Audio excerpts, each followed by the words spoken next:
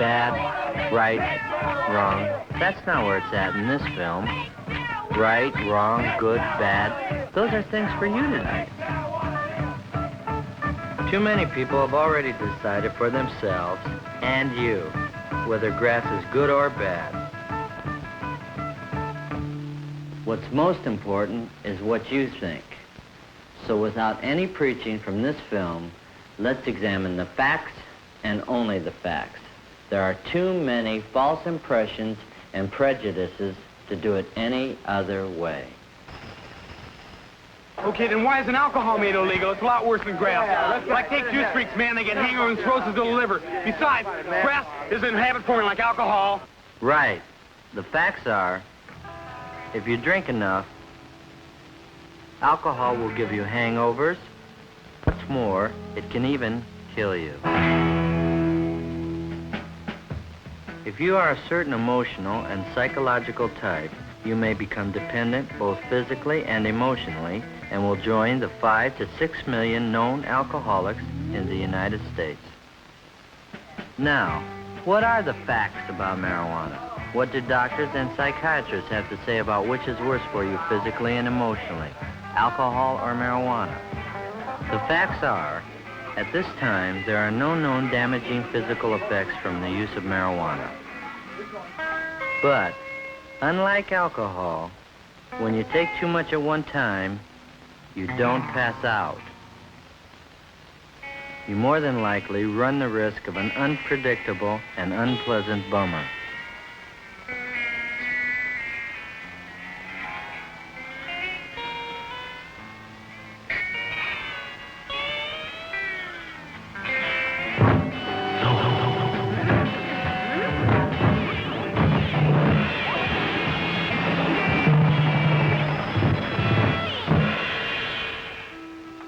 The occasional drink before dinner by adults, like the occasional use of marijuana, does not necessarily lead to an emotional dependency in the stable, mature personality. Sure, go ahead. Great olive, yeah. If you like that, I'm glad. They're good olives. Well, that's smart. However, teenage is not a time of great maturity and stability for most teenagers. The pressures of school, parents, finding your own identity and self-confidence set you up for a drug dependency that could just as well be alcohol if you preferred that to grass.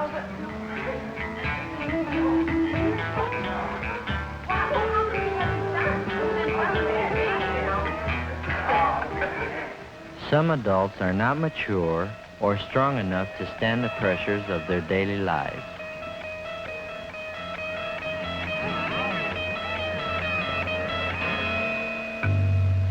These adults can become just as emotionally dependent on marijuana as on alcohol, whichever is more socially acceptable and easier to get. Even when the alcoholic is physically withdrawn from his body's need for alcohol, he always goes back to it until he learns how to handle his problems.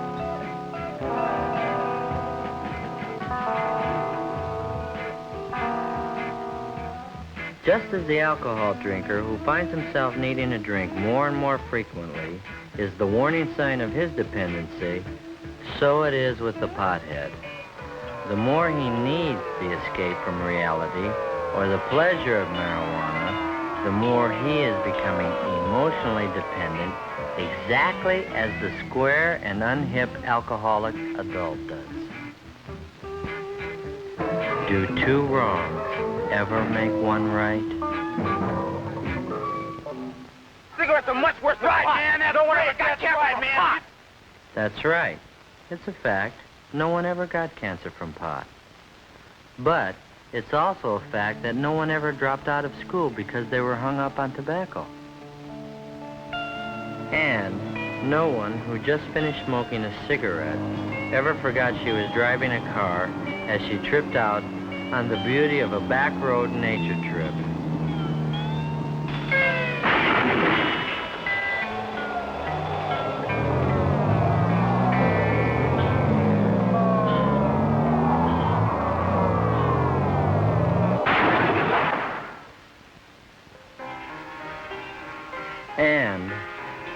no cigarette pusher ever tried to turn you on to hard drugs or the needle. Another basic difference is that you can smoke cigarettes and do other things. You wouldn't dare to do this on pot. Or this. Or this. And would you rather your pilot had just finished a joint, not a cigarette?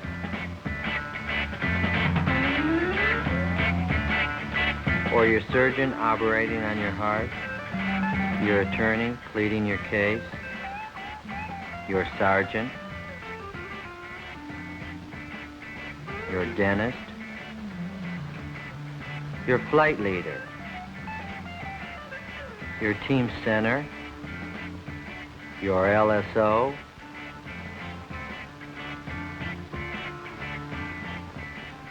Your school bus driver? Your country's astronaut?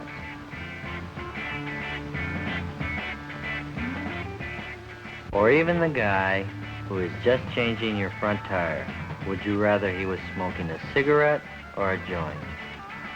However, neither your government nor any responsible person recommends smoking. So, 2 or 3 wrong don't make 1 right either.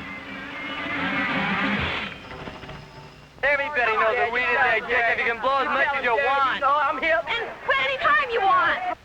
Blow as much grass as you like, and your body won't need it? Right. You can quit any time you like? Not true for everybody. And that's the problem. The World Health Organization of the United Nations, with its leading medical and psychiatric experts from over 100 member nations, has this to say about marijuana being habit-forming without one dissenting vote.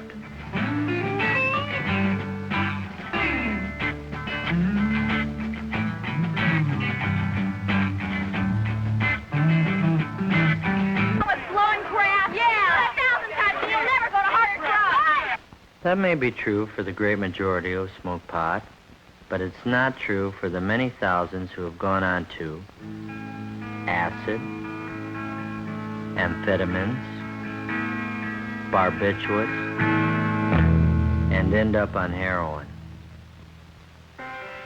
However, it is not a fact that practically everyone on grass turns into a flaky drug addict. That's just not true. Every informed person knows this. What is true may be discovered in this Narcotics Rehabilitation Center in some of the group therapy sessions, where we will learn what former drug addicts have to say about marijuana turning them onto hard drugs. How many of you started on pot before you started heroin? I did. I did too. I did too. I did. So did I. I did. I did. Me too. Me too. I did. I did. So did I. I did. That means all of you used marijuana then.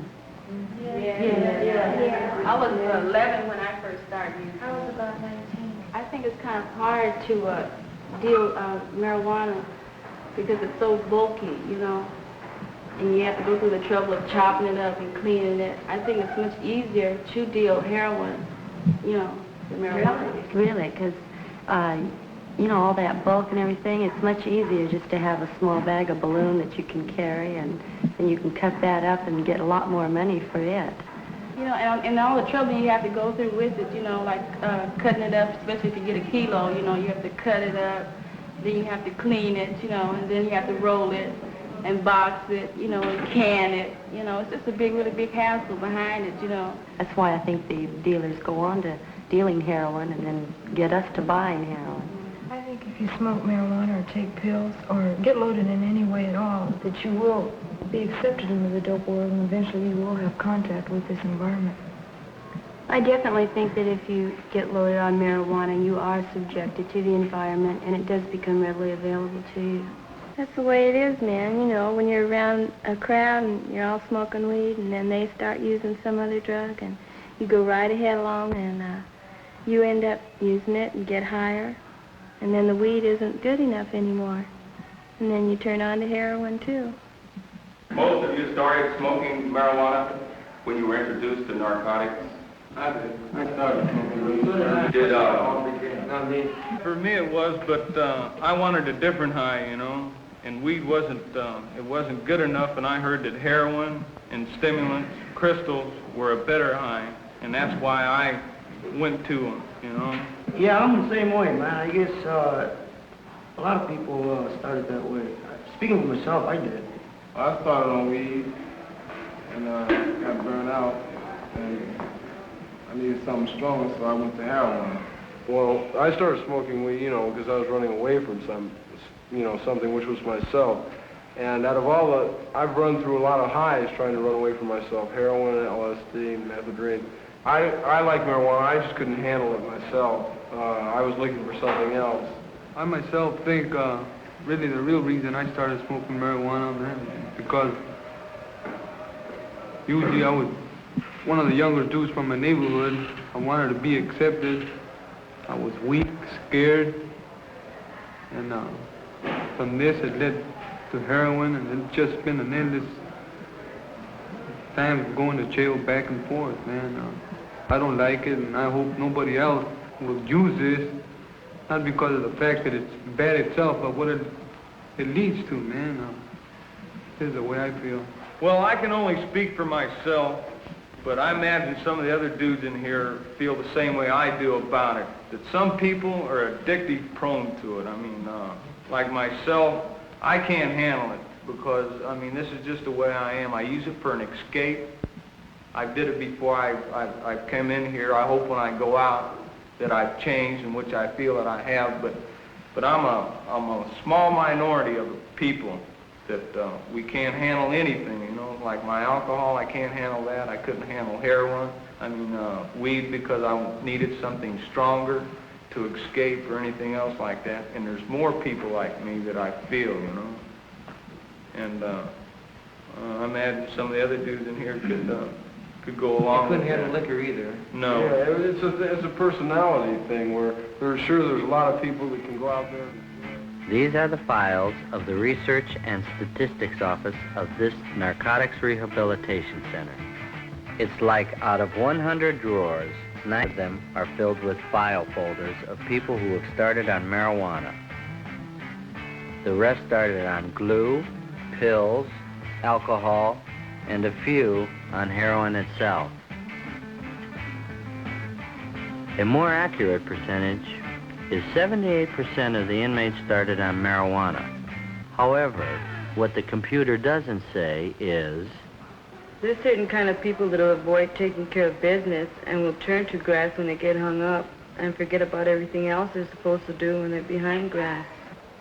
Marijuana doesn't, it's not addictive, but by using it, you don't do the things that you should do. For instance, like in school, you try to do the things that you have to do in school, but your mind is it's not all there, you understand?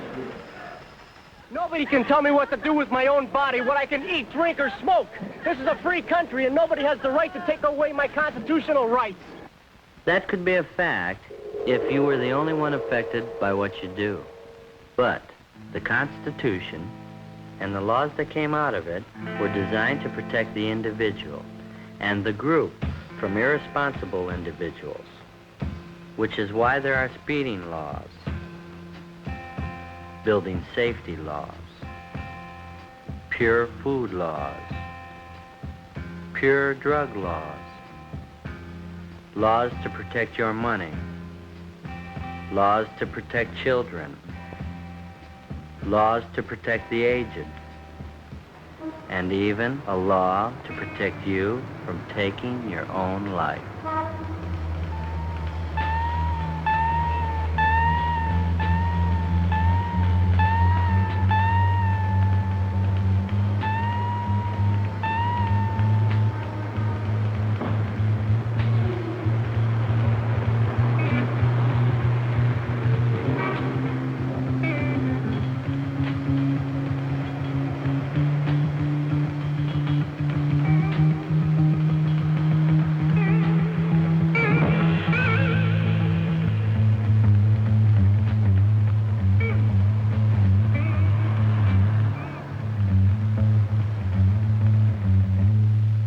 Law after law after law.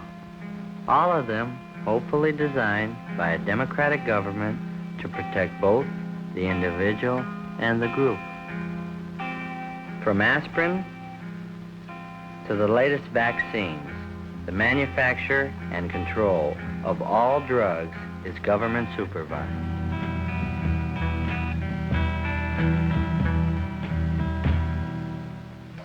Would you really want it any other way? Like without government supervision?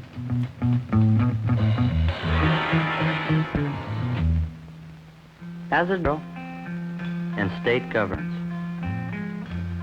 it is the assigned work of the police to enforce the law. It is not something they dreamed up on their own.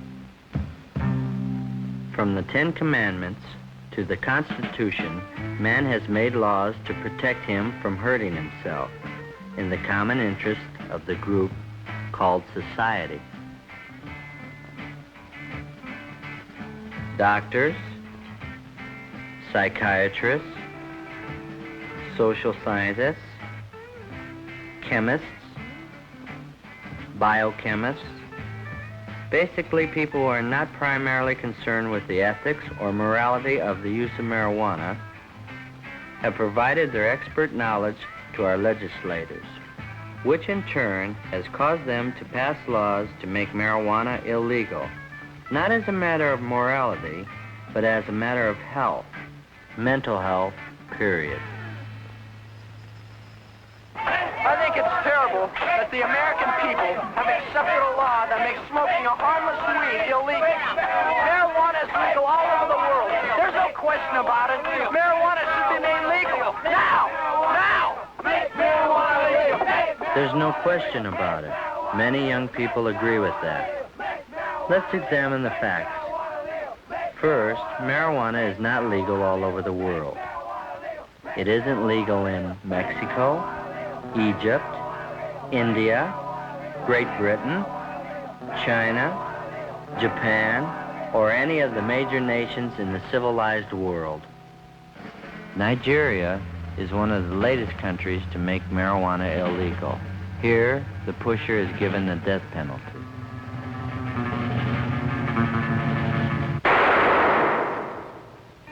Though each year, more and more teenagers commit crimes while up on grass, this is not the major problem.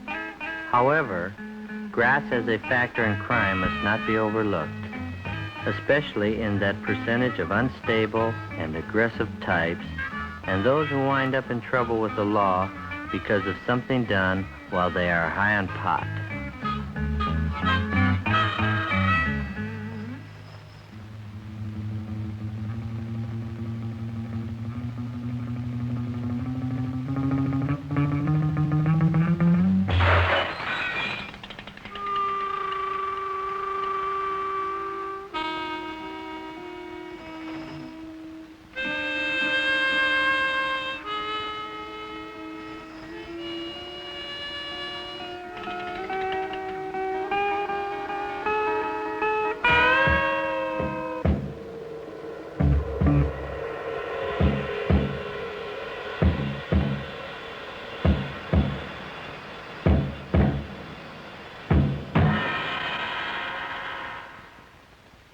Too many average and decent teenagers smoke pot without committing crimes, except for the illegality of the sale, possession, or the use of it. So, why not make it legal? Why not bring it out in the open and make it legal in America? It's just that there are too many unstable people in America who would become emotionally dependent on marijuana and end up as non-functioning weed heads.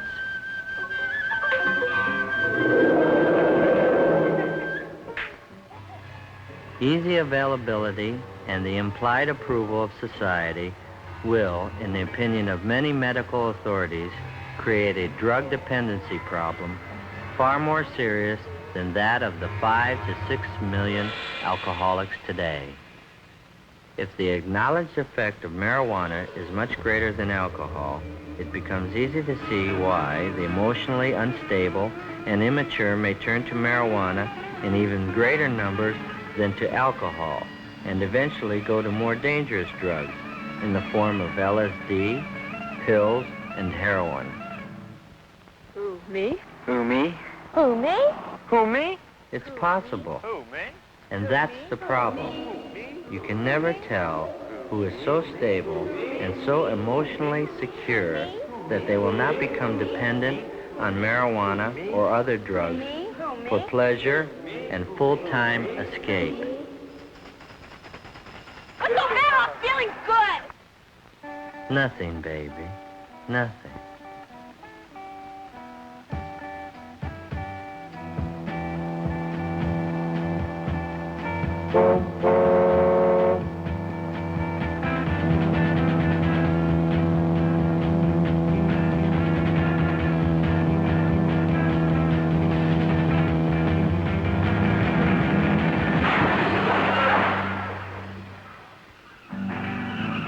Years ago, only the criminal and socially deprived blew grass or used heroin.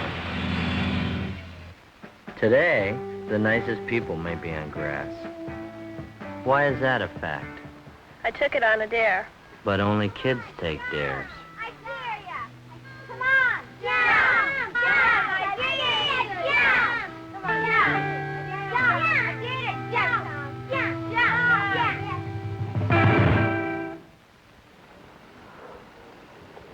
Man, everybody blows pot. But everybody doesn't blow. I don't want it, man. I don't want it. Take a hit. No, I don't want it. I don't want it. No. Take a drag. It won't hurt you. Come on. You got The first sign of character and emotional weakness is when you do things just because others are doing them. When I'm high, it enhances my creativity. This is the subject matter and painter for both paintings. One was painted before going up on weed, and the other while high on weed. Can you see any significant creative difference? When I'm high, it enhances my creativity. The artist thinks he's being more creative, but do you see it in his work? To some extent, the very inhibited person may feel a greater freedom to be creative, but this doesn't mean he will have the necessary talent to be so. It really makes me understand myself. If you don't understand yourself when you're down, then there's no logical or scientifically accepted reason that you will when you're high. Besides, while you're up on grass, you may tell yourself only what you want to know, if you are lucky enough not to be on a bad trip and discover a frightening thing about yourself at that time.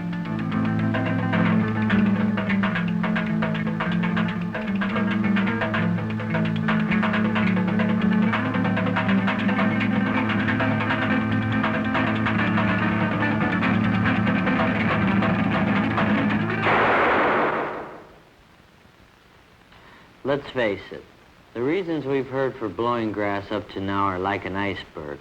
What about the underlying reasons that are like the 90% of the iceberg you never see?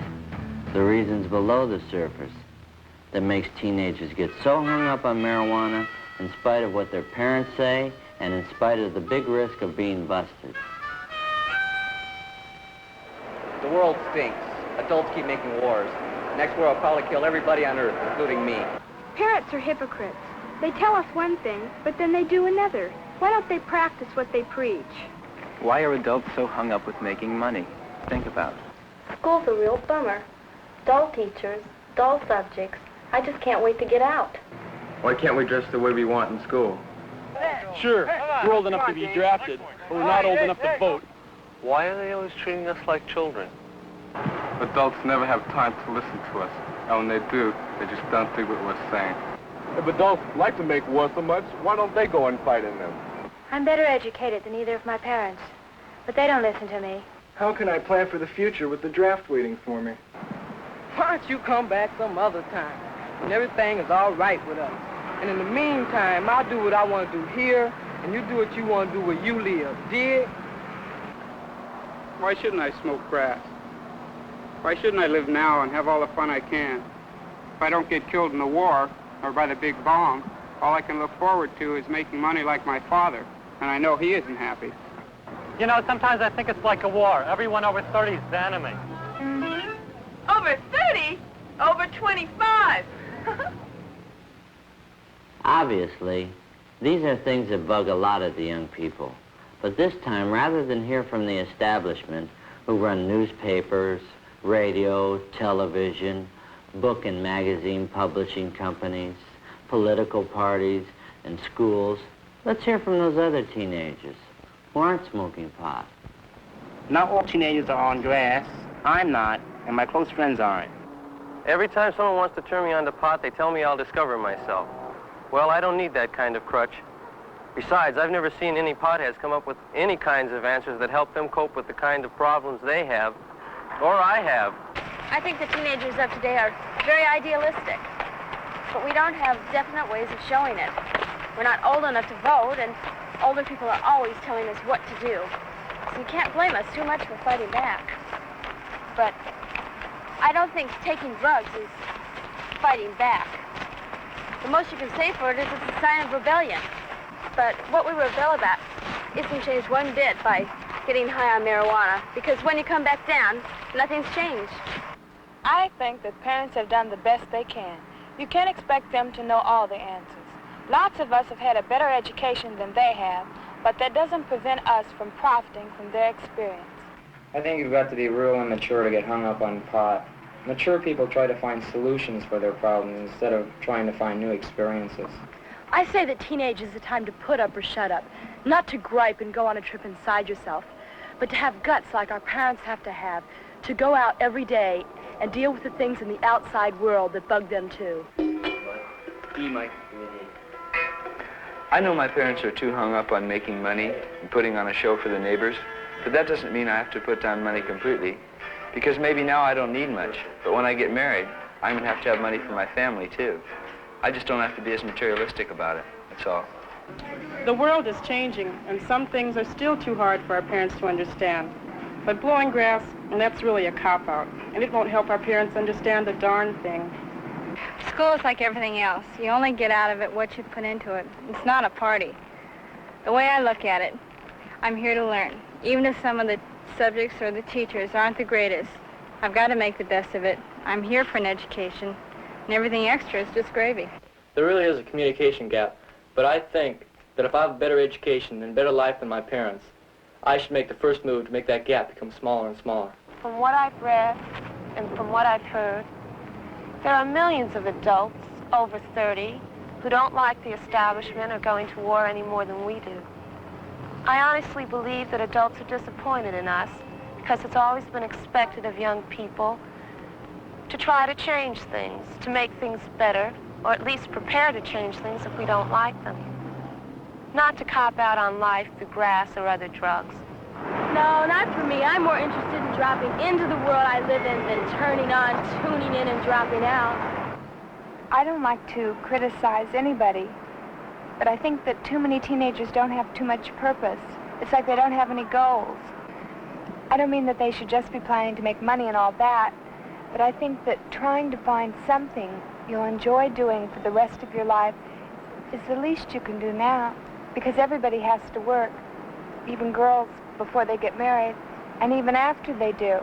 I think too many teenagers traded in their idealism for a stick of weed. When I see some teenagers acting superior to those of us who don't need drugs to feel good or understand ourselves, I get real bugged.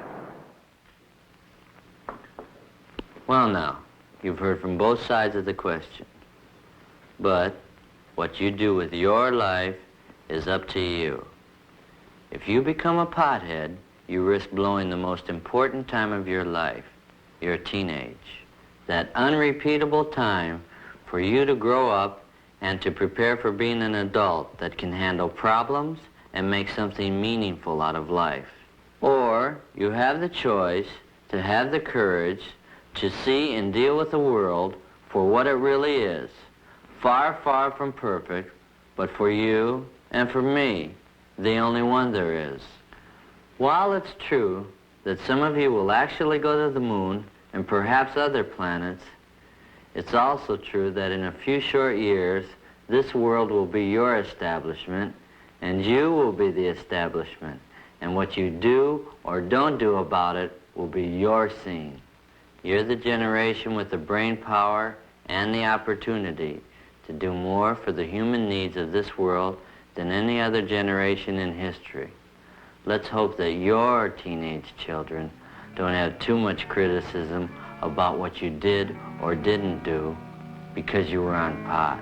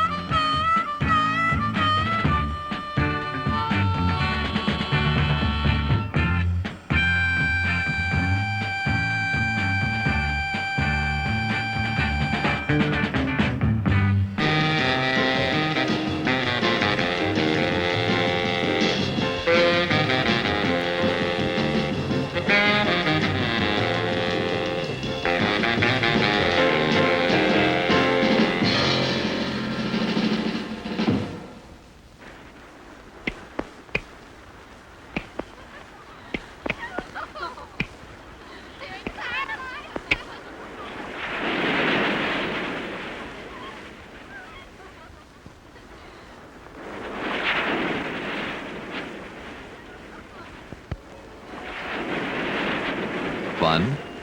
You bet. We've all had great times such as this. But have you ever thought about what made them great? Why they're remembered? We enjoy life mostly through the five senses. Sight, hearing, touch, smell, and taste.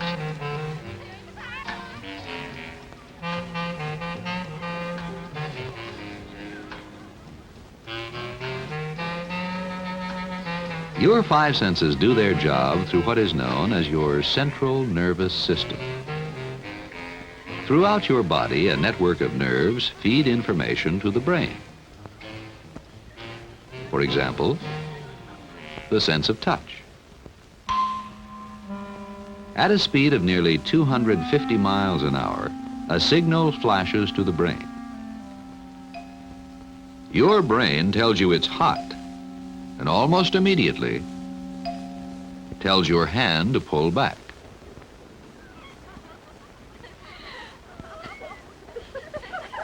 The same idea applies to the other senses. Sight, hearing, taste, and smell. Most of us are careful to protect ourselves and our important senses from outside dangers.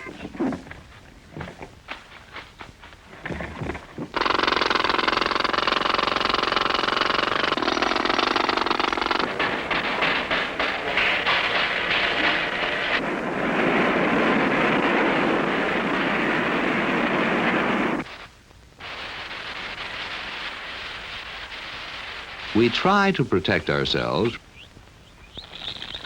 from outside dangers. But harm can come from within as well.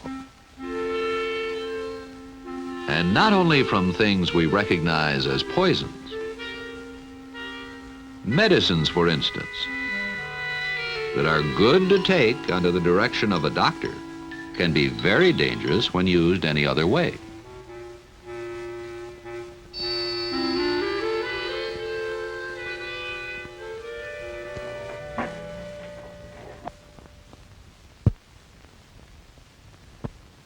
Some of these drugs are known as dangerous drugs. The narcotics, for example.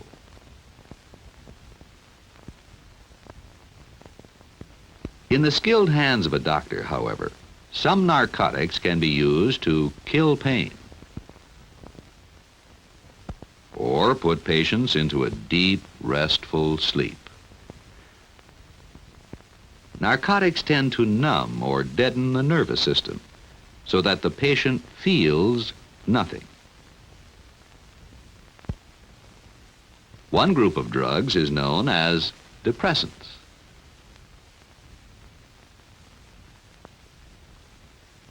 Depressants slow down the activity of the central nervous system.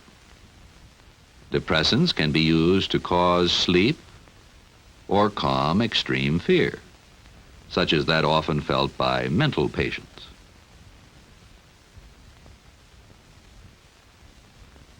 Another group of drugs is called stimulants. These speed up the body processes and help patients who need to be stimulated. When any of these substances, stimulants or depressants, are given by doctors in carefully regulated amounts, they aid those who are ill or in pain. But what happens when too much of any one or more of these drugs is taken? In most cases, there is an upsetting effect on the central nervous system. Many drugs can cause you to form the habit of taking them, a habit you can't quit. The effect on the central nervous system usually becomes worse and worse. There are other drugs that are not even used as medicines. One of them is marijuana. Marijuana can lead to the desire to experiment with stronger drugs. Its effect is different on different people. A person's reaction to marijuana is so unpredictable that even doctors cannot prescribe it. LSD stands for lysergic acid diethylamide. It is very dangerous in that its effect can be different each time it is taken.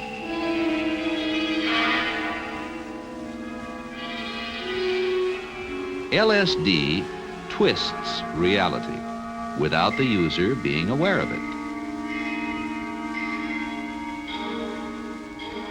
Most important, LSD can cause permanent brain damage which may not become apparent for some time. At the University of California in San Francisco, under the direction of Dr. E. Leong Wei and his associates, several experiments illustrate the profound effects of narcotics and drugs.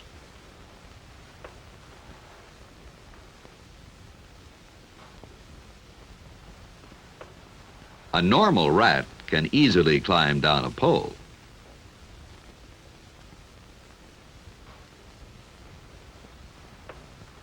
Whereas when subjected to a depressant-type drug, even this action is too difficult.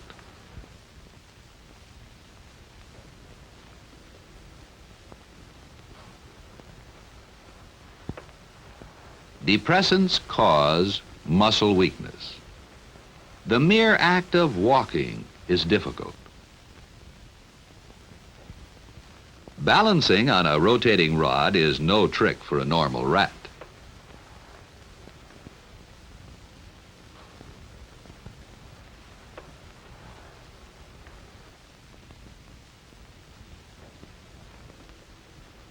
Under the influence of a depressant, however, the situation is impossible.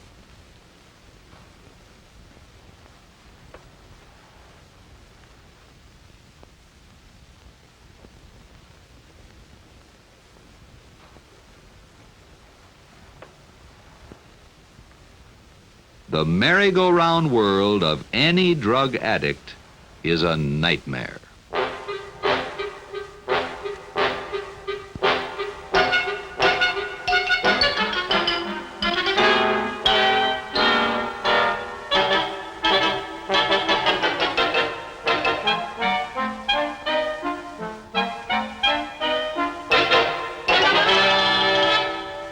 Years of training and experience enable a doctor to know what drugs and what amounts are good for an individual. Drugs must be prescribed by a doctor and prepared by a licensed pharmacist. It is against the law for anyone else to prepare, sell or use such drugs.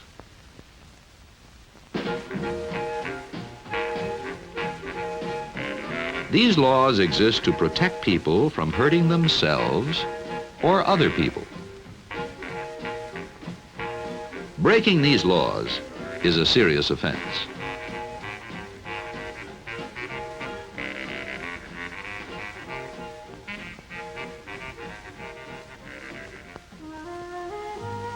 Even though we all have much the same kind of a nervous system pattern, we are each different and very special. What happens to each of us is important. Just as we can be threatened with injury from the outside,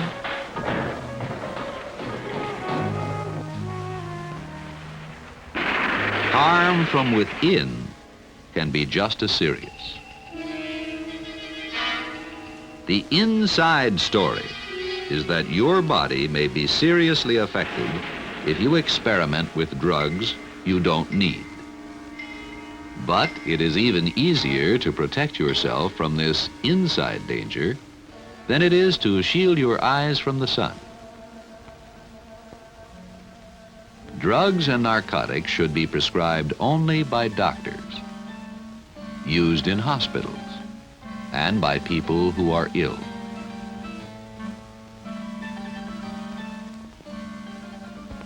Experience the best of life through the unimpaired senses of sight, hearing, touch, smell, and taste. You've got a sixth sense. Good sense. Use it.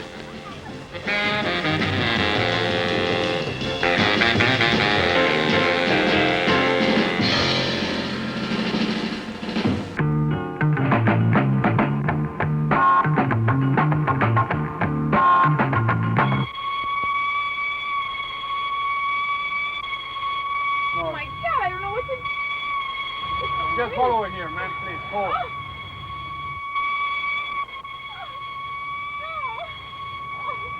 When did this start? What was the first step of this fatal trip? Why don't you say it? Marijuana. All the uptight people say it. Why don't you say milk? She had milk, too. Well, now that you mention it, she did have milk. It was the first food in her life. But most of us started on milk, mother's milk or formulas. And most of us are not heroin addicts.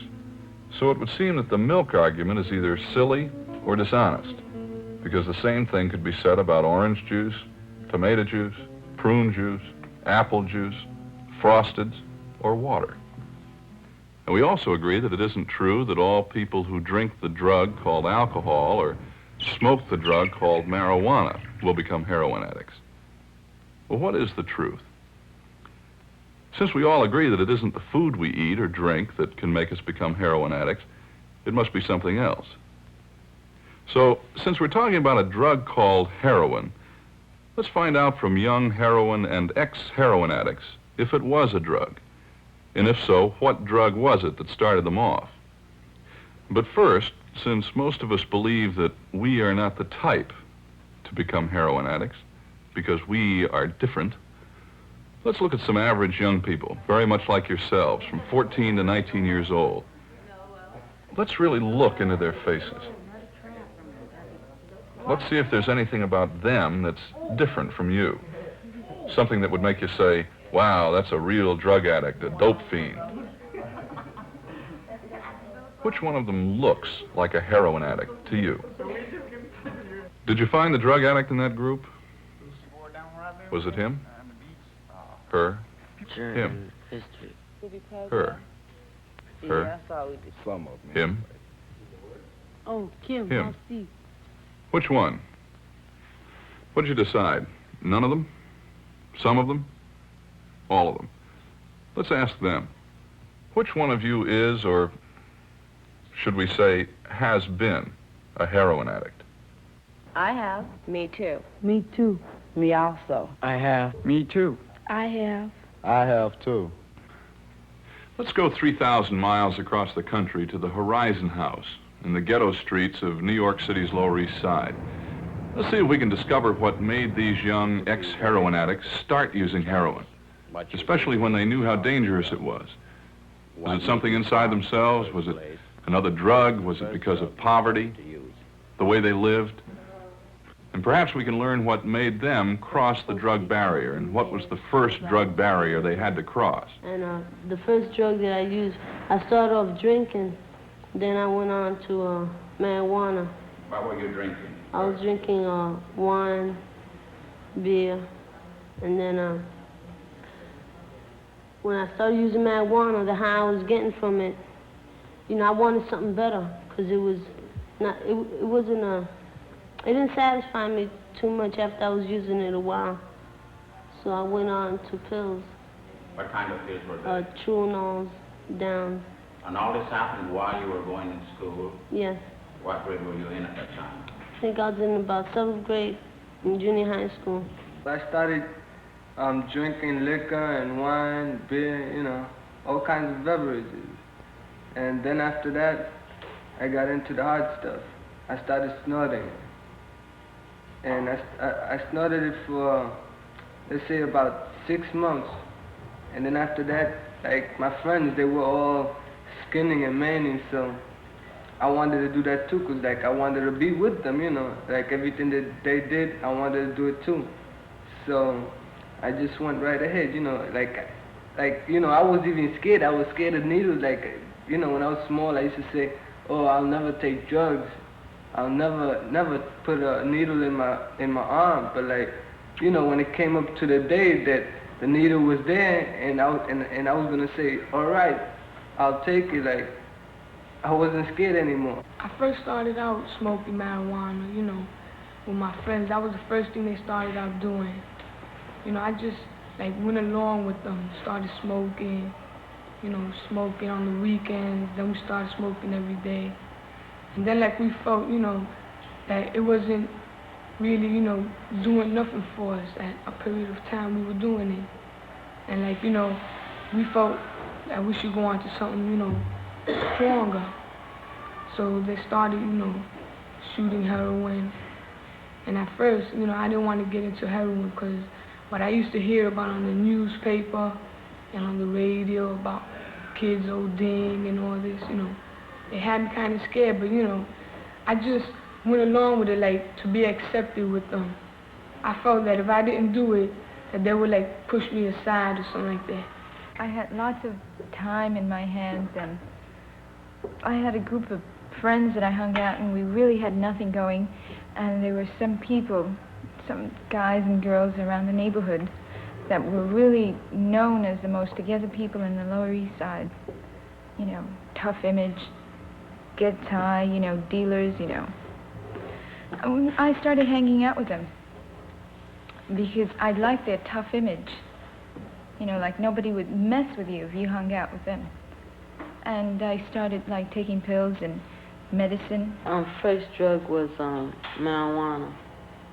And, like, it started, like, me going to school and, like, seeing my other friends, like, you know, use it and, like, you know, get a high from it. And, like, I wanted to be accepted by them because, like, I had a problem with my family. My first drug was alcohol. I was staying with a group of older people, and I had a lot of time on my hands. So one evening, everybody got together and put in a little bit of money, and we had bought some liquor, and we drank. And it took this uneasy feeling I had away, as far as being with people, being on the streets, away from home. And from then on, I went to marijuana, and I smoked this for about 2 months straight.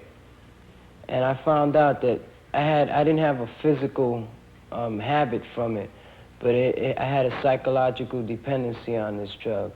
And if I didn't have it, I wouldn't get sick as far as the way heroin does. But my mind wasn't functioning right. I couldn't be around people. I couldn't be comfortable without it. When I was 12, I met this guy. He was about 26. And my friends were going to buy some acid from him. And they couldn't come up with the money, so I lent him the money. and he wanted to turn me on, and I was scared. And he said, well, you know, I didn't know too much about drugs. I only knew what, like, you hear in the newspapers and everything. And he said, well, don't listen to what they tell you, because, you know, they don't know, they never did it. I did. I tell you, it's great, it's a lot of fun. So I got turned on, I got high. Thousands of miles away from here, in a group that includes kids from rich, poor, and middle-class homes, kids from families that get along, and kids from families that don't get along, Yes, he needs a fight! and kids from broken homes.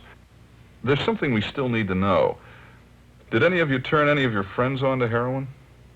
Sure, I have. I don't want to be the only one. Yeah, I turned people on. I didn't care if they were my friends or not. I just wanted to have company. Yeah, because I like to give things to people and share things with people. And so if I had any extra dope around, you know, you give it to them. And you just hope, you know, they get the same thing you did. Sure, because when I used to get loaded, I felt more comfortable around people that were loaded. No, not really. I usually wait for them to turn me on. Yeah, I turned some of my friends on for the first time. I was selling it and I had to get them started to support my own habit. Did you know that it was addictive when you turned others on? And if you did know it, can you tell us why you did it? Yeah, but I had the stuff, and I just wanted to get rid of it and make a profit off it. I didn't care if it was addicting. Sure, but I really didn't care at the time. Yeah, sure, but I didn't care. If they wanted to take it, that's the chance they'd have to take. Yeah, I knew it was addictive, but you just don't want to think about things like that, so you just block them out of your mind. And I don't know, now I feel really bad about it. That wasn't my problem at the time. I needed the money to support my own habit. What happened to them I really didn't care about. What you've seen is true. No one made any of these young people say anything they didn't want to say. They said what they did because they know what being addicted to heroin can do to you. The addict knows that when you're addicted to heroin, especially if you're addicted long enough, you'll need more and more heroin to keep from feeling the withdrawal pains. So that sooner or later, as you take bigger and bigger doses, you may give yourself an overdose and die. The addict knows that when you need heroin because every cell in your body hurts, you'll do anything to get the money for it. Anything. Things you'd never believe about yourself.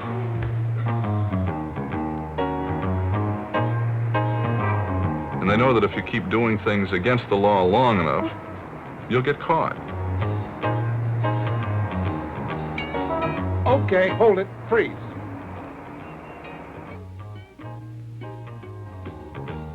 And when the pusher thinks you might tell the police about him, he can get rid of you with a very high-powered, pure heroin dose. Every year, thousands of teenagers die from heroin. Now, wouldn't it be a shame not to be a mother, a father, because you died from an overdose?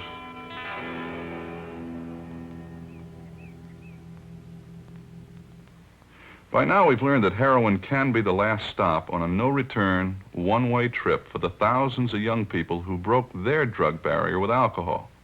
However, to many thousands of heroin addicts, marijuana was the first drug barrier to be crossed. For far too many young people, trying the first drug makes using the next drug easier. You may want to consider this. This final result is never started by mother's milk.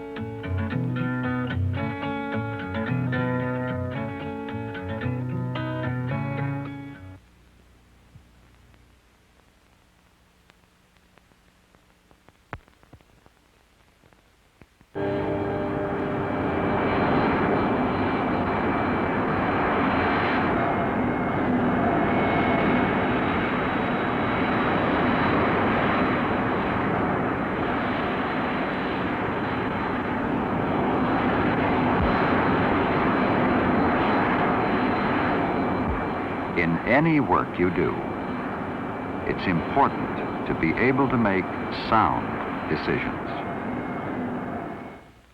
To make sound decisions, it is necessary to have accurate facts. Facts are obtained from many sources of information. From everywhere around us, there are ways to gain information.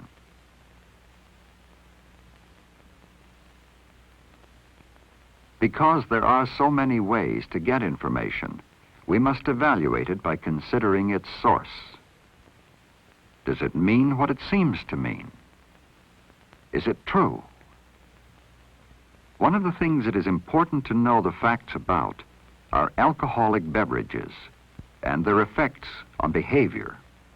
Once you know these facts, you will be better able to make decisions and form your own attitudes concerning the use of alcohol.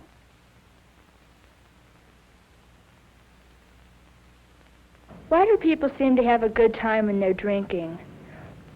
Is alcohol a stimulant?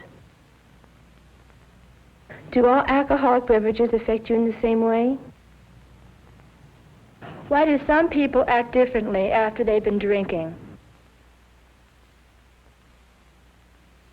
The drinking of alcoholic beverages is an accepted practice by many people.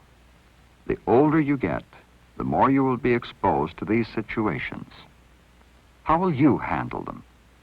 What will you do? The answers to these questions will depend to a great extent on your knowledge, your attitudes, and your values. Here are some facts you should know which might help you make decisions about alcoholic beverages. There are no exact records when alcohol was discovered, but ancient Babylonian records indicate that they made beer from barley in 2225 BC. The Babylonians also enacted laws about the misuse of alcoholic beverages. Winemaking probably began with the early Egyptians. During the Middle Ages, the making of alcoholic beverages became an important industry. All through history, people have used alcoholic beverages. Champagne toasts, for instance, are frequently used for festive occasions. Offering an alcoholic beverage to one's guest is a symbol of hospitality in many places today. Although there are several kinds of alcoholic beverages in common use, they all contain the same kind of alcohol, ethyl or grain alcohol. Beer contains 4 to 5% alcohol. It is made from fermented grain. Wine contains 12 to 14% alcohol. It is usually produced from grapes, but can also be made from other fruit.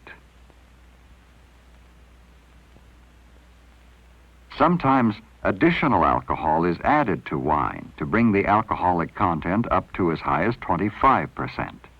These are called fortified wines. Distilled or hard liquors, such as whiskey, gin, vodka, brandy, and rum, contain 40 to 50% alcohol and are usually made from grains, wine, or molasses. No matter which of these are used, it's all the same kind of alcohol. They all have the same effect on the nervous system and on behavior. The only difference is the amount of alcohol in each. For example, 1.5 ounces of whiskey contains the same amount of alcohol as 3 ounces of fortified wine or a 12-ounce bottle of beer.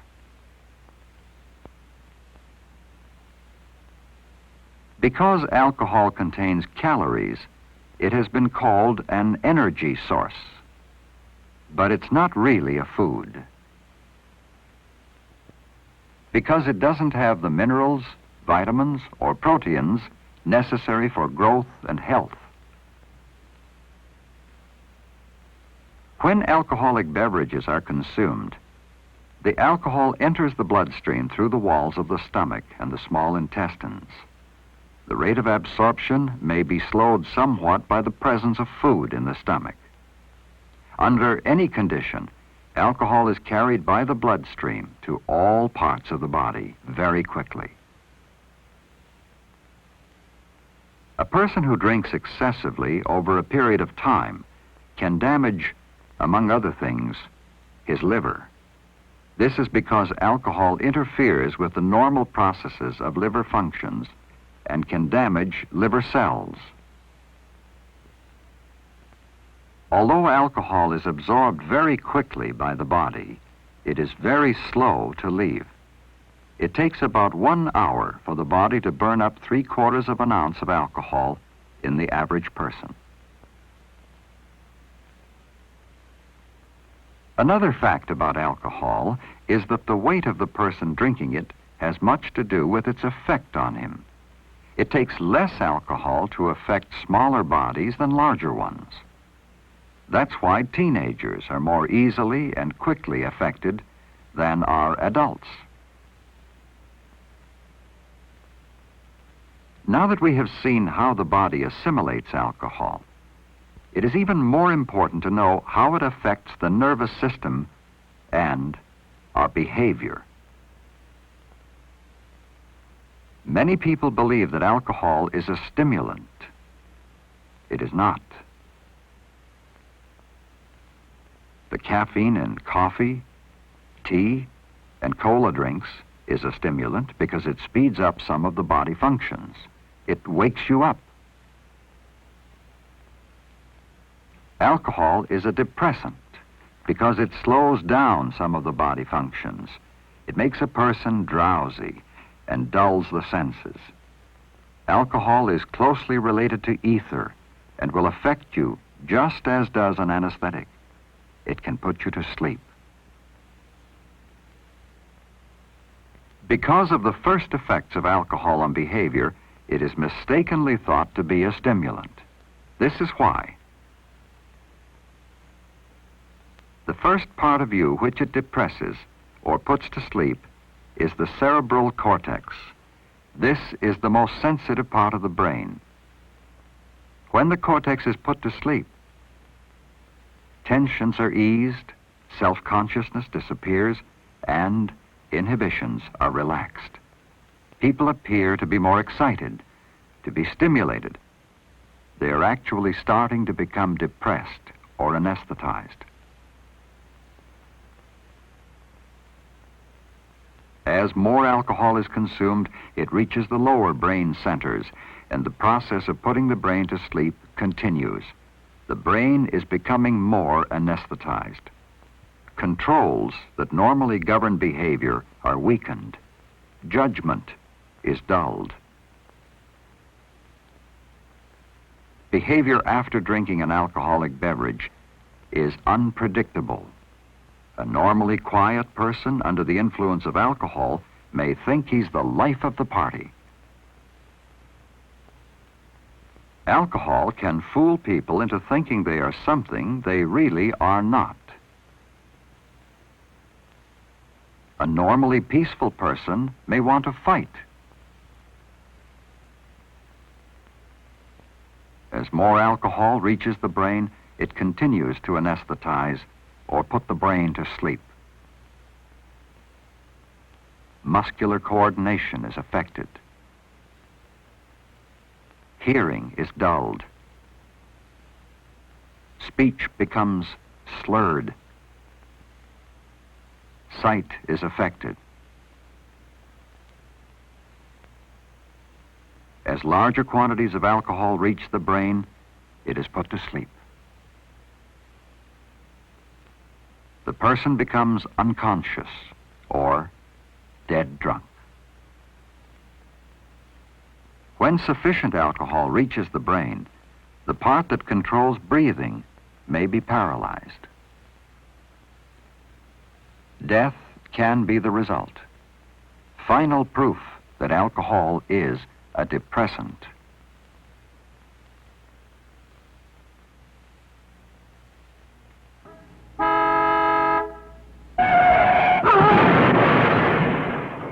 Because of their effects on the nervous system, the drinking of alcoholic beverages has created major traffic problems. Many states have enacted stricter laws about drinking and driving. The Traffic Safety Foundation estimates that in over 50% of all fatal automobile accidents, one or more of the drivers were under the influence of alcohol.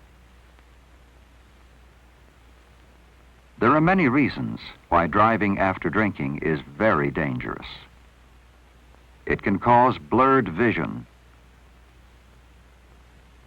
or double vision. It also affects your ability to see things far to the side. A person who has been drinking can easily hit a pedestrian because he cannot see the person. This is called tunnel vision. Alcohol also has an effect on the nerves that control your hands and feet. It slows down your reaction time. This slowing down of reactions is the cause of many automobile accidents. To complicate matters, a person who has been drinking may not exercise good judgment and will take chances he wouldn't normally take. These are some of the reasons why it is illegal to drive while under the influence of alcohol. The sale of alcoholic beverages to young people is governed by strict laws because of these dangers and because alcohol affects young bodies faster. The misuse of alcoholic beverages has also created problems for many adults. When an adult drinks and it interferes with his work, his health, his home, or his family life, he is an alcoholic. Alcoholism is a chronic disease which constitutes a major public health problem, and by conservative estimates afflicts 5 million Americans, and indirectly affects 15 million more families, friends, neighbors, employers, and even innocent bystanders. Any decision to drink involves not only the individual, but also others he may come in contact with. These are some of the facts about alcoholic beverages. Now that you know about them and their effects on your nervous system, you are better equipped to make decisions regarding the use of them. Just as you would consider anything that alters the functions of your body, you can now do some serious thinking about drinking.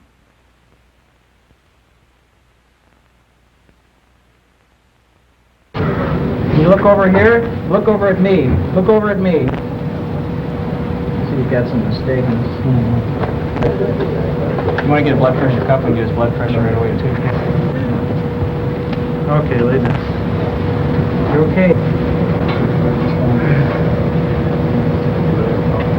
Still not sure this is pre-hope.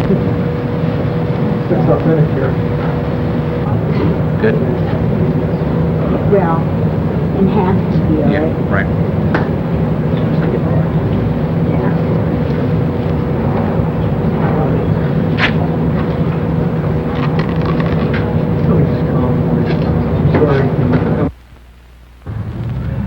Once upon a time, I used to get a great kick out of it. It was like I was plugged in electricity. I used to smoke it, and I'd go to rock and roll concerts. And it was like I was plugged in to the electricity itself. I was kinetic, and I was part of the music itself. So that's why I started smoking it. The drug itself, PCP, it's heaven and it's hell. Really? There appear to be several problems related to the use of the drug PCP. I think we can think about them as both the acute overdoses, the social or behavioral toxicity of PCP, and then the deaths related to PCP. You smoke it, it will keep you awake. I do not understand. We call it a tranquilizer. You think it would put you to sleep, but it's not. It keeps you awake. The more you smoke, the longer you will stay awake. This is I've been using PCP, and when I'm on it, it's hard to grasp my words. Couldn't walk straight. It was like I was floating. The expression they use. Oh, projection before. Where my spirit left my body. And I saw it inside of the room. And then it came back through my big toe. But after I went through coming down, I couldn't, it took away all my confidence. I didn't have confidence. I couldn't handle being around people. I was nervous and shaky a lot for a long time. It became a crutch more or less, and now I do not like it. As it gets stoned, it's become nightmarish. I do not like the high anymore. I don't like the after effects.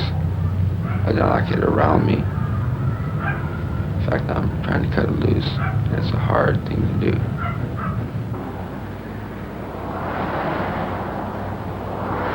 PCP appears on the street in powder, tablet, and 1-gram crystal forms. The crystalline or granular form is found most frequently. Occasionally, it is contained in capsules.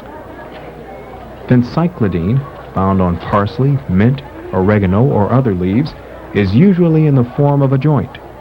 The amount seen here is 1 gram, over 200 times the average street dose used to get high.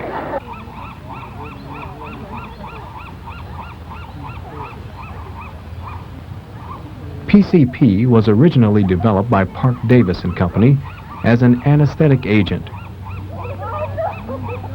The drug's adverse effects on humans resulted in restricting its use to animals. On the streets, it is currently being sold by such names as Angel Dust, Crystal, KJ, Supergrass, Rocket Fuel, and Elephant Tranquilizer. It is most frequently misrepresented as THC, cannabinol, and mescaline.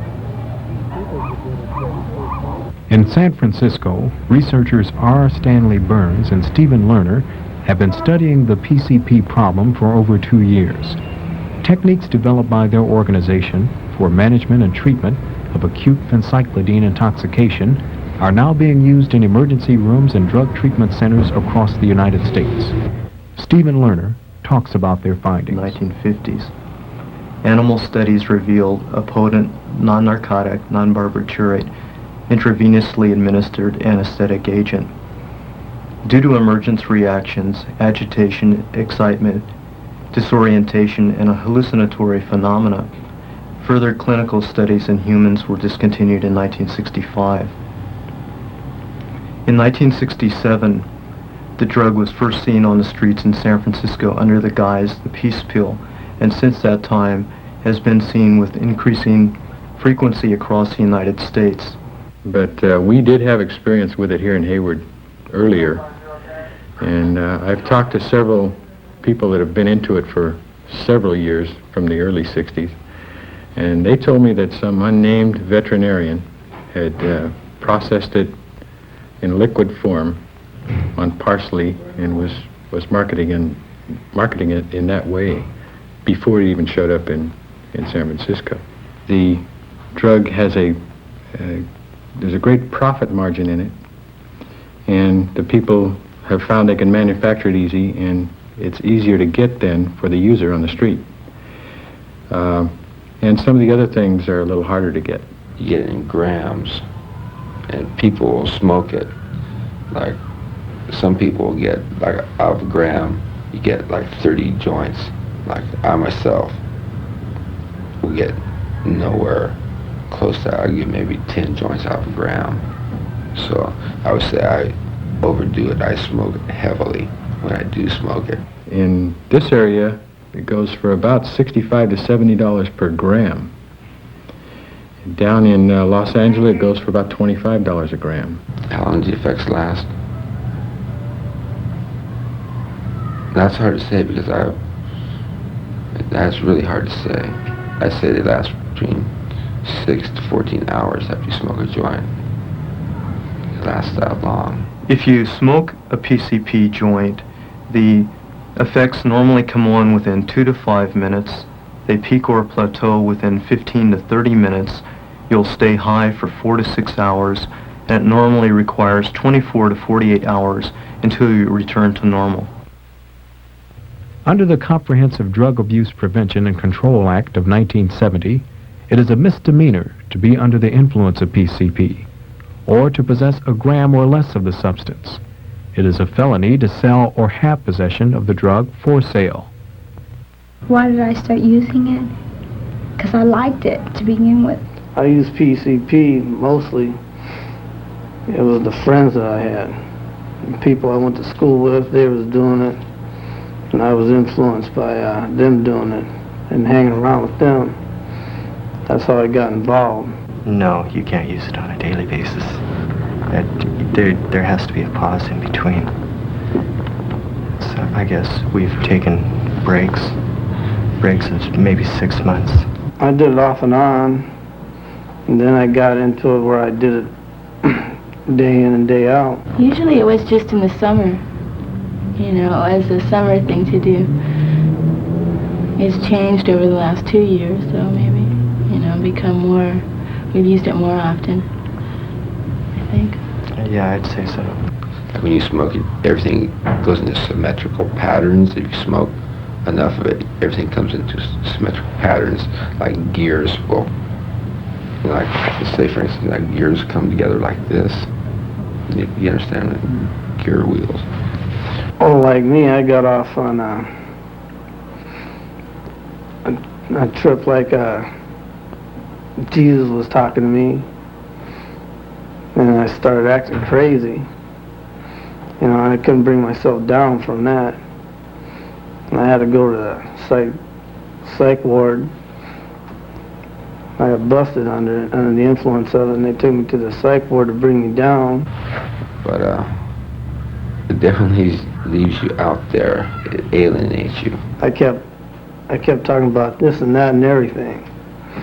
I couldn't quit. You know, I can laugh and be goofy, and other times, I mean, I can be up and then all of a sudden be down, and then be spaced out in between. It took them about 7 days to bring me down out of it, though. We get confused, though, you know, and a lot of times emotional problems that are happening will seem heightened because of it, you know, like I'll get more depressed about something that was really very light, you know, and it's because of using it, you know. But at least we can fall back on each other and relate to each other, you know, and talk out our confusion, our depression. I mean, sometimes I can hold it together, and other times I can't. Other times I can't remember anything. So if you use it maybe occasionally, I don't think depression enters into it too much, but if you use it over a period of days, I think your depression mounts. At the Institute of Forensic Sciences in Oakland, California, an agency that tests for poisons in patients, Chief Toxicologist Philip Reynolds comments on the nature of the PCP problem. Yeah, PCP is started in this area 3 or 4 years ago as an occasional finding. Since that time, it's come to a daily experience here in this laboratory. We have several cases per day in all categories: overdose, driving on the highway, and in the hospital situation. So it is probably leveled off now to a very serious problem, certainly much more than it was 2 or 3 years ago in the matter of numbers and seriousness of the consequences. What the emergency room physician sees with the overdose case is explained by R. Stanley Burns. With the acute overdoses, there are really two patterns that are seen by emergency room physicians. One pattern is where somebody appears and who's confused or delirious. The individual comes in, is disoriented, doesn't know what time it is, doesn't know where they are, appears confused. In addition to that, is walking in a staggering manner. Come on, Kathy, come on out. Sometimes they have the delirium component, that being that they're more excited or agitated. They tend to be overactive. If you approach them, they may be combative or belligerent.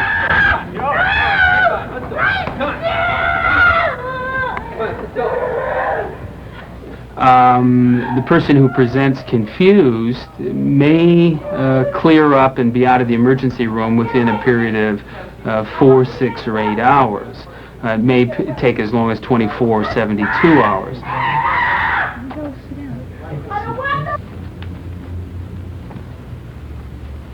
At their office in San Francisco, Stephen Lerner and his associate questioned a number of PCP users. The users seen here showed up mildly intoxicated on PCP. Why did you start using it? Why? To get high.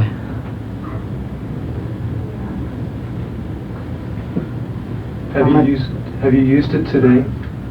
Yes. About how long ago? 4 hours. What are you feeling now? I'm being photographed. How do you feel? How do I feel? Great. Could you describe your feelings for us? Describe my feelings for...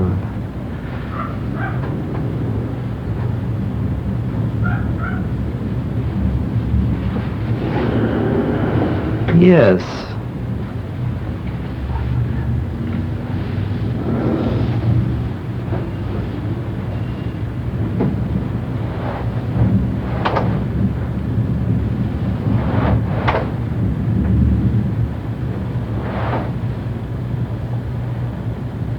Can you look at me? Close your eyes. Can you touch your nose with your hand? Up. Back. Out. Back. That's good. That's good, John. Why do you use PCP? What does it do for you? Why? I like it. I hallucinate. I see things. I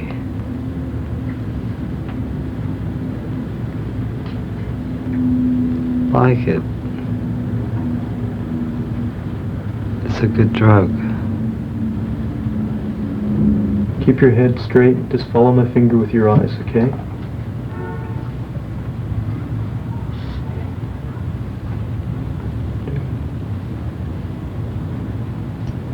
When intoxicated with PCP, the drug causes nystagmus, or jerky movements of the eyeballs. Nystagmus and high blood pressure are characteristic findings of phencyclidine intoxication. The confused state produced by phencyclidine is characterized by disorientation, agitation or excitement, and a blank stare appearance in a user who is non-communicative.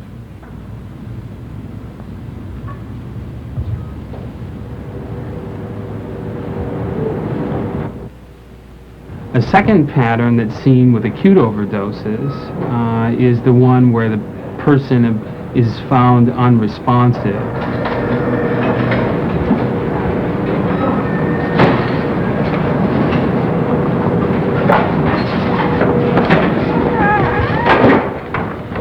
The person who takes the massive overdose is taking half a gram or a gram of the drug, 100 or 200 times the street intoxicating dose of the drug. Massive overdoses can cause seizures on admission to a hospital, or seizures can occur several days later. The individual who comes in and who is stuporous or comatose for a few hours may remain comatose for several hours or several days. And some of these cases, full recovery has not been until a period of 2 weeks after admission. A second area of problems that are seen in a community where phencyclidine becomes continuously available are something that we've termed the social or behavioral toxicity of the drug. I was in a car, and I was in the back seat, and the police were pulling us over, and I had to eat a joint. And I ate a joint of PCP. With phencyclidine, sometimes you see exceedingly bizarre behavior. Then I was driven home. An individual who believes they're in a winter setting, puts on skis and tries to ski across somebody's lawn. And my girlfriend told me the next day that my friend came from about 20 miles away, and I was digging in the rug like an animal. I was digging in the rug, and I kept hanging my tongue out. Some things can be as bizarre as that. If their behavior is inappropriately, then usually the law enforcement agency becomes involved, and several subsequent complications of that, either death because of aggressive behavior on the part of the person who's being apprehended by the police, or having them inappropriately treated by being placed in jail and thought to be intoxicated. One of the other critical areas of concern about the behavioral toxicity of the drug is people who drive intoxicated with phencyclidine. I've hit other automobiles, and the highway patrol pulled me over one time. I almost lost my life behind it in a motorcycle wreck. Not much. I spent 6 weeks in a coma and had part of my skull taken out.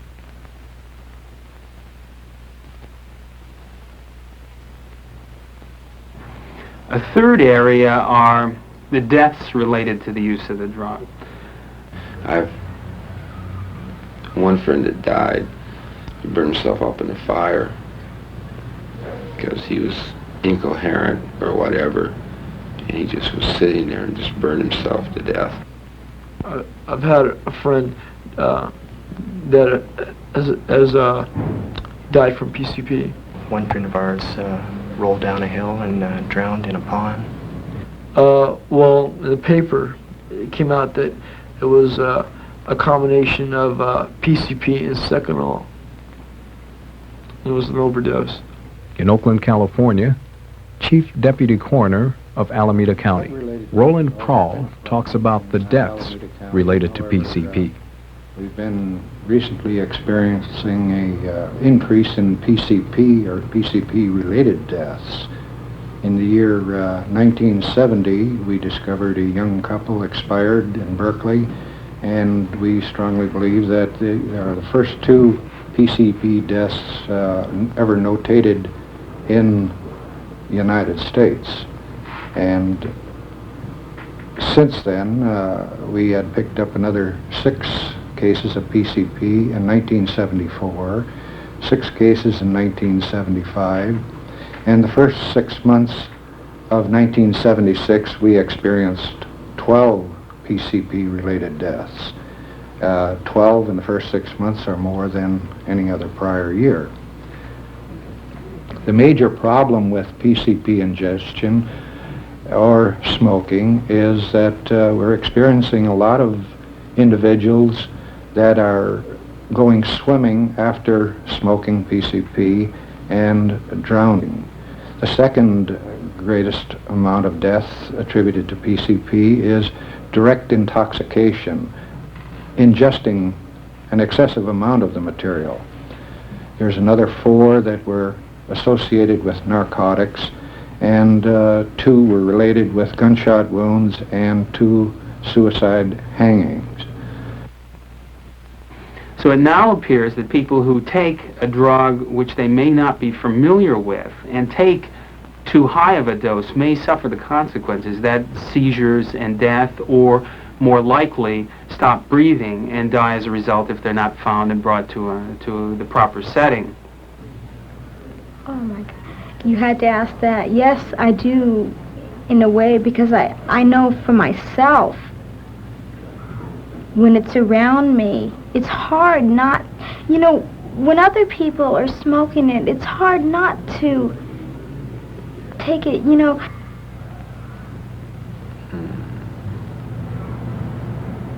If you haven't smoked it, don't bother. You know, don't bother. You know, do not, you know, take the path I have. Not go out and seek and find it for a high. It's not. Name. Relax, relax. Comas. Oh man, I even hate to talk about that. There appear to be several problems related to the use of the drug PCP. The acute overdoses, the social or behavioral toxicity of PCP, and then the deaths related to PCP. Someone get some, a syringe ready for blood gases. The drug itself, PCP, it's heaven and it's hell. Really?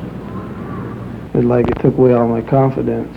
You gonna draw some bloods too for tox screen? It is a felony to sell or have possession of the drug for sale. The drug has there's a great profit margin in it, and the people have found they can manufacture it easy, and it's easier to get then for the user on the street. I use PCP mostly. It was the friends that I had. It has a tendency to make you feel alienated from other human beings. Couldn't walk straight. It was like I was floating. In fact, I'm trying to cut it loose. It's a hard thing to do. When I'm loaded, and I see other people loaded like that too, it scares me. Relax. What's your name? No, I wouldn't recommend it to nobody. He leaves his mark everywhere. In the lowest dives, down the darkest alleyways, on street corners.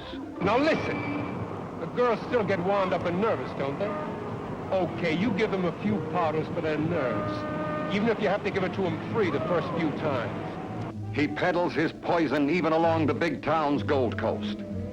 His front, a luxurious penthouse apartment. What you need is a jolt. No, Then why did you come here? because I thought that... Huh? All right. I did it. The pusher doesn't miss a trick, and his is the deadliest one of all. The big fix. Once you're in it, there's no way out. He calls the shots, and you pay the pusher.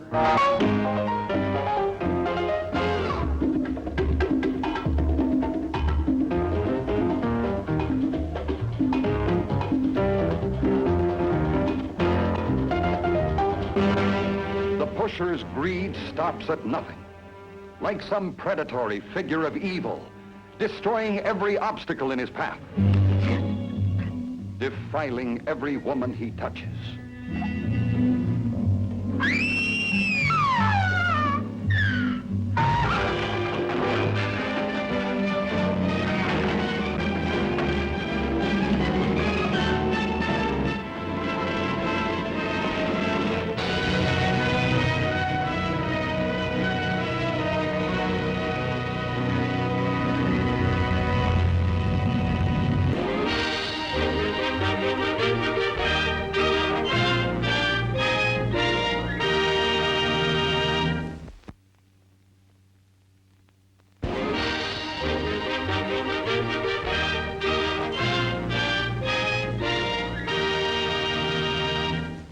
The in crowd calls it Mary Jane.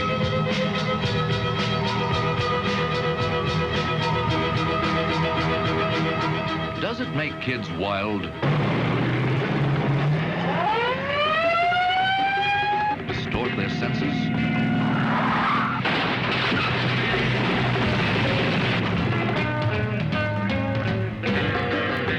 Did you hear?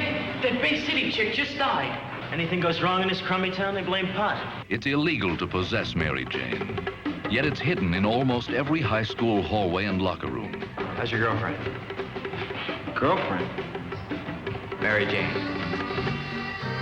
Fabian and his girlfriend, Diane McBain. Their love, Jeopardized by Mary Jane. I've read about marijuana. I don't condemn it and I don't condone it. You've probably smoked it yourself. I have smoked it. Do you admit it? Sure, you do a lot of crazy things in college. Is it habit forming? Dangerous? Brain damaging? Jerry, don't go. Don't you know what they're doing? Have fun, fellas. I did. Hey. Jerry, don't go! Mary Jane, the excuse for anything. Is this what it leads to? I hate the way that guy sings. This is a movie, but every happening is real as life.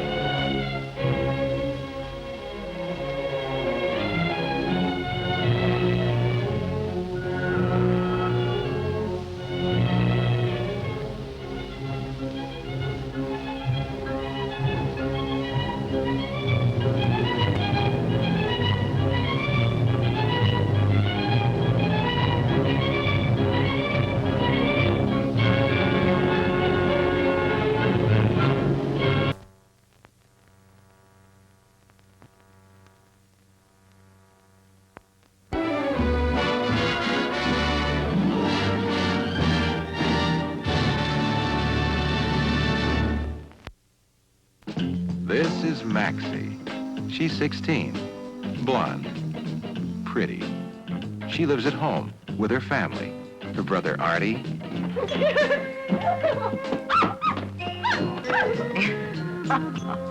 her mother, Yes, I know what you mean. Oh, yes, I wouldn't. It's very important. and her father. Well, that's marvelous. Good morning, Mom. Mrs. Crowley's proud of you helping out at the hospital. Yes, she's on her way, Miss Crowley. Hi, Daddy. 4 average middle-class American people. How about some breakfast? I'm not hungry. The people next door. Arthur! Will you come here, please, quickly?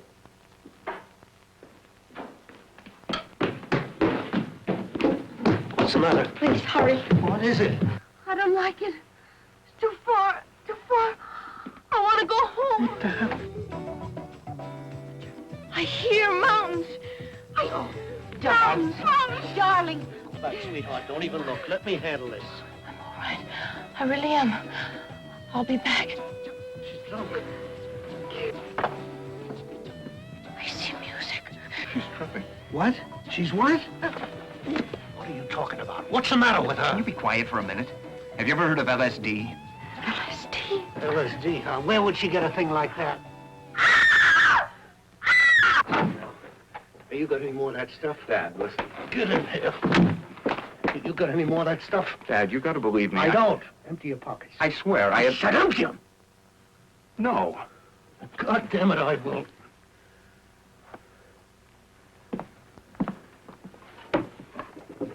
I knew something like this was going to happen when she started hanging out with that freaky gang of yours. You know what you are, Daddy?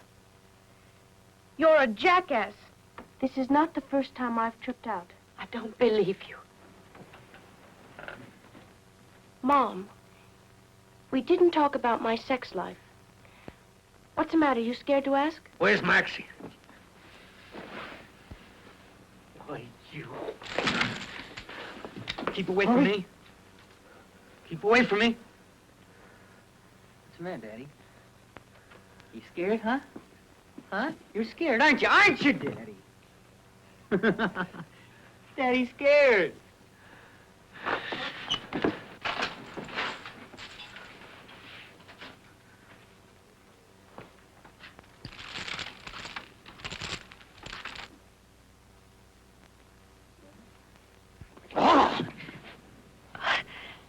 For average, middle-class American people. I'll run away again just as soon as I can. The people next.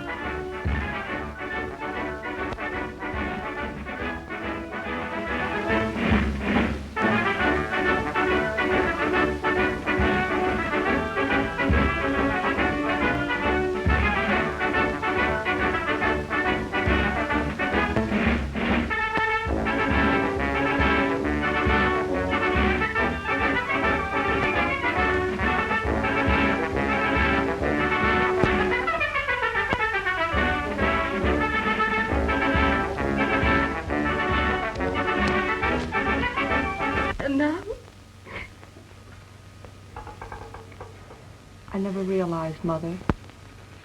I'll do everything I can to find her and bring her home.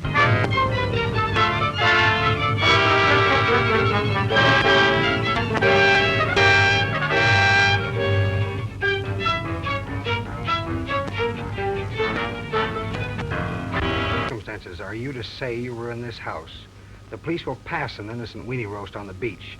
But should they know of your actions here, that there's been a drinking party and nude bathing, an investigation will surely take place.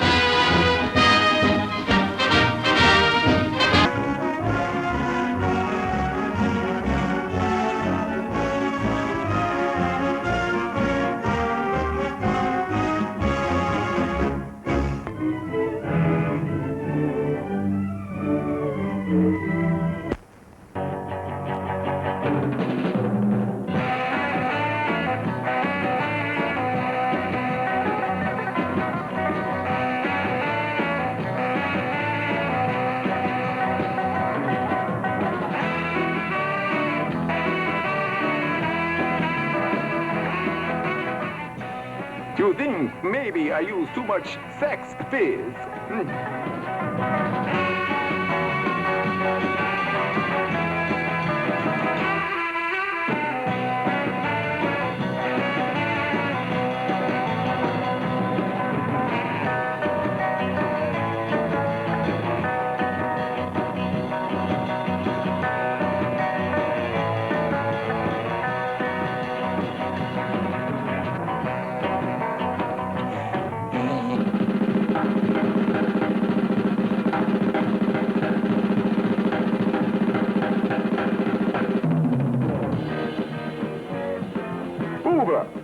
your feathers back on before you catch cold.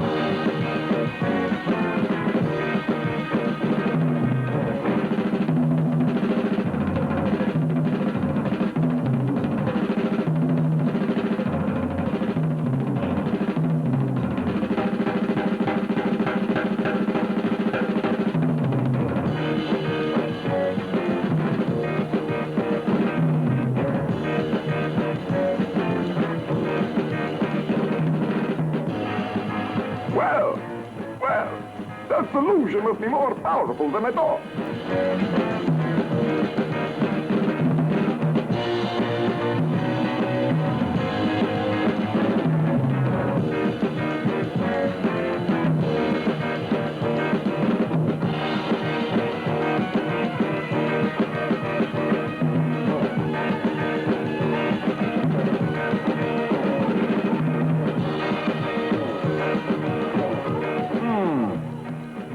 Seems to be having the reverse effect.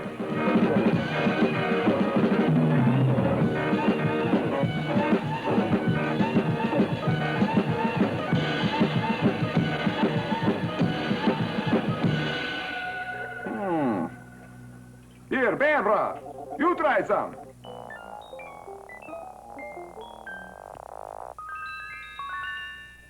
Now drink. When I say drink, everybody drinks. Swing!